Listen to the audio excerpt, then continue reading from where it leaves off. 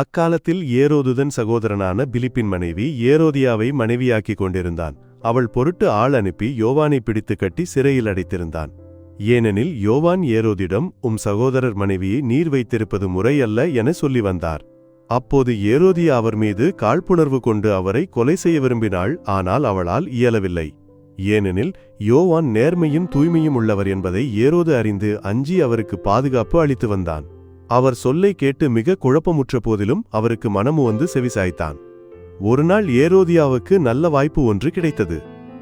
ஏரோது தன் பிறந்த நாளில் அரசவையினருக்கும் ஆயிரத்தவர் தலைவர்களுக்கும் கலிலேய முதன்மை குடிமக்களுக்கும் ஒரு விருந்து படைத்தான். அப்போது ஏரோதியாவின் மகள் உள்ளே வந்து நடனமாடி ஏரோதையும் விருந்தினரையும் அகமகிழ செய்தாள். அரசன் அச்சிறுமியிடம், உனக்கு என்ன வேண்டுமானாலும் கேள்தருகிறேன் என்றான்.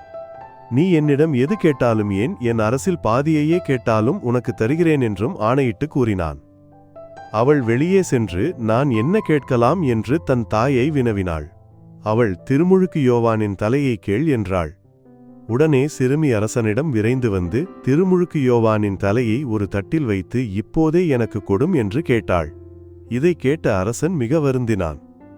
ஆனாலும் விருந்தினர் முன்தான் ஆணையிட்டதால் அவளுக்கு அதை மறுக்க விரும்பவில்லை. உடனே அரசன் ஒரு காவலனை அனுப்பி யோவானுடைய தலையை கொண்டு வருமாறு பணித்தான். அவன் சென்று சிறையில் அவருடைய தலையை வெட்டி அதை ஒரு தட்டில் கொண்டு வந்து அச்சிறுமியிடம் கொடுக்க அவளும் அதை தன் தாயிடம் கொடுத்தாள்.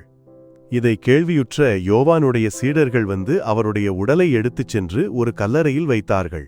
ஆண்டவரின் அருள்வாக்கு.